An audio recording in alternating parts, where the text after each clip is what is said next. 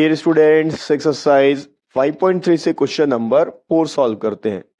Fourth question में दिया हुआ है how many terms of the AP 9, 17, 25 and so on must be taken to give a sum of 636। Question में क्या बोल रहा है, आपको पूछा है इस एपी सीरीज के कितने नंबर ऑफ टर्म्स को जब आप सम करोगे तो उसका आंसर 636 आएगा। बहुत ही सिंपल क्वेश्चन है। क्या करना है, देखो यहां पर जो दिया हुआ है उसी का फॉर्मूला यहां पर यूज करेंगे। क्या क्या गिवन है, देखो ए का वैल्यू है अपने पास में 9। इसके अलावा आप यहां से डी का कैलकुलेट कर सकते हो। कॉमन डिफरेंस आएगा second term minus first term, तो वो आ जाएगा 8। तो डी का वैल्यू हो गया 8। इसके अलावा यहां पर सम ऑफ एन टर्म्स दिया हुआ है एस एन, ये है 636। आपको क्या फाइंड आउट करना है, नंबर ऑफ टर्म्स, यानी कि कितने टर्म्स को आप ऐड करोगे तो 636 आपके पास आंसर आ जाएगा। तो फॉर्मूला पुट करते हैं, we know that S N यानी कि सम ऑफ एन टर्म्स का फॉर्मूला n/2 ब्रैकेट में 2a plus n-1 into D.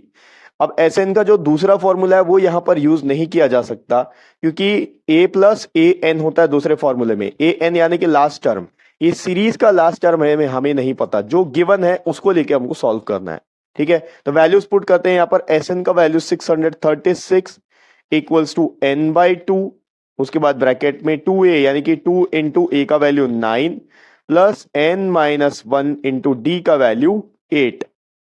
Solve करते हैं। 636 इक्वल्स टू n/2, 2 9 हो गया 18 प्लस, इसको सॉल्व करते हैं, ब्रैकेट ओपन होगा तो 8n plus into minus minus हो गया ये 8। ठीक है, ये 18 और 8 को सॉल्व कर सकते हैं। 636 इक्वल्स टू n/2, 18 माइनस 8 हो गया 10 प्लस 8n। अब ब्रैकेट को ओपन किया जा सकता है, तो ये हो जाएगा 636 इक्वल्स टू n/2 इंटू 10, फिर बीच में प्लस का साइन n/2 इंटू 8n। ठीक, तो यहां क्या होगा, देखो 636 इक्वल्स टू, ये हो गया 2 1 ये 2 5 10, अगेन 2 1 और ये 2 4 8, तो यहां आ गया 5n प्लस ये 4n और साथ में n का मल्टीप्लीकेशन, तो n into n n square हो गया, साथ में 4n स्क्वायर। अब इसको हम क्वाड्रेटिक इक्वेशन के फॉर्म में अरेंज कर सकते हैं। -636 को इधर से उधर ले जाएंगे तो यहाँ 0 बचेगा, सॉरी प्लस 636 को इधर से उधर ले जाएंगे तो वहां जाके माइनस होगा और इधर बचेगा 0। तो ये हो जाएगा 4n स्क्वायर प्लस 5n, और ये उधर चले गया तो -636 और यहां बच गया 0।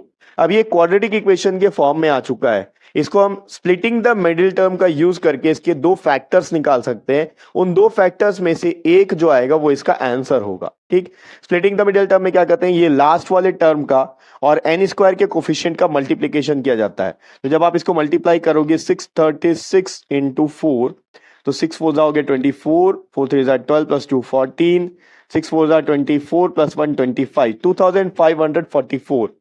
आपको दो ऐसे नंबर्स लेने हैं जिनका एडिशन या सब्ट्रैक्शन करने पर 5 आ जाए और उन्हीं दो नंबर का मल्टीप्लिकेशन करने पर 2544 आता है। तो ये आप करके चेक कर लेना, मैंने किया हुआ है इसलिए मैं आपको आंसर बता रहा हूं। जब आप 53 में से 48 को सब्ट्रैक्ट करेंगे तो आंसर 5 आएगा, और इन्हीं दो नंबर का जब आप मल्टीप्लिकेशन करेंगे तो करके देखते हैं।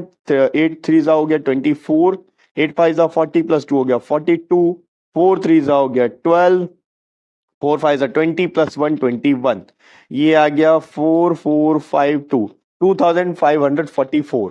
ठीक है, तो ये वो दो नंबर्स हैं जिनका सब्ट्रैक्शन करने पर 5 मिल जाएगा और मल्टीप्लिकेशन करने पर ये वाला नंबर मिल जाएगा। तो इसको यूज कैसे करेंगे, यहां होगा 4n स्क्वायर प्लस, अब इन दोनों का सब्ट्रैक्शन करने पर आ रहा है तो डायरेक्ट लिख लेता हूं मैं यहां 53n minus 48n minus 636 equals to 0।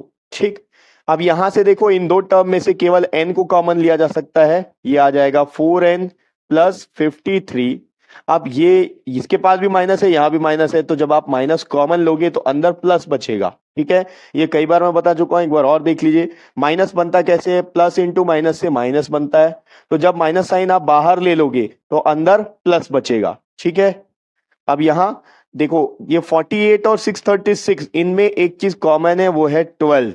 12 के टेबल में दोनों आते हैं, ठीक है, तो 12 के टेबल में दोनों आते हैं, 12 के टेबल में 48 आएगा 4 टाइम्स में, और यहां पर प्लस आएगा। अब 636 जो है 12 के टेबल में 53 टाइम्स में आता है, ये आप करके देख लेना, 53 टाइम्स में आता है, तो is equals to right side में आ गया 0। ठीक, अब यहां पर देखो ये सिंगल टर्म है और ये भी एक सिंगल टर्म है, दोनों जगह 4n प्लस 53 कॉमन है, तो यहां आप कॉमन ले लो 4n प्लस 53 को, ब्रैकेट में बचेगा, देखो ये बाहर गया तो यहां बचा n, अब 4n प्लस 53 बाहर चला गया, यहां बचा -12 इक्वल्स टू 0। अब दोनों ही फैक्टर्स को, ये दो फैक्टर्स आ गए इस क्वाड्रेटिक इक्वेशन के, इन दोनों फैक्टर्स को अब आप 0 के इक्वेट करेंगे तो आंसर आ जाएगा 4n plus 53 is equals to 0। 53 को राइट साइड भेज देंगे, उधर माइनस होगा, 4n इक्वल्स टू -53 हो गया, n का वैल्यू -53/4, तो n क्या चीज है, n है नंबर ऑफ टर्म्स, तो क्या नंबर ऑफ टर्म निगेटिव हो सकता है, नहीं हो सकता, नंबर ऑफ टर्म हमेशा पॉजिटिव ही रहेगा, कभी निगेटिव नहीं हो सकता, ठीक है, तो इसको हम नेग्लेक्ट कर देंगे। सेकेंड टर्म जो है, सेकेंड फैक्टर जो है n-12 इक्वल्स टू 0, 12 को राइट साइड भेजेंगे, यहां माइनस है उधर जाके प्लस हो जाएगा, n इक्वल्स टू 12, n का वैल्यू आ गया 12, यानी कि इस एपी सीरीज में जब आप 12 टर्म्स का एडिशन करोगे तो उनका सम आएगा 636। ठीक है, तो ये हो गया एक्सरसाइज 5.3 का फोर्थ क्वेश्चन। नेक्स्ट वीडियो में अपन इसका अगला क्वेश्चन डिस्कस करेंगे, और नेक्स्ट वीडियो का लिंक आपको इसी वीडियो के डिस्क्रिप्शन बॉक्स में मिल जाएगा।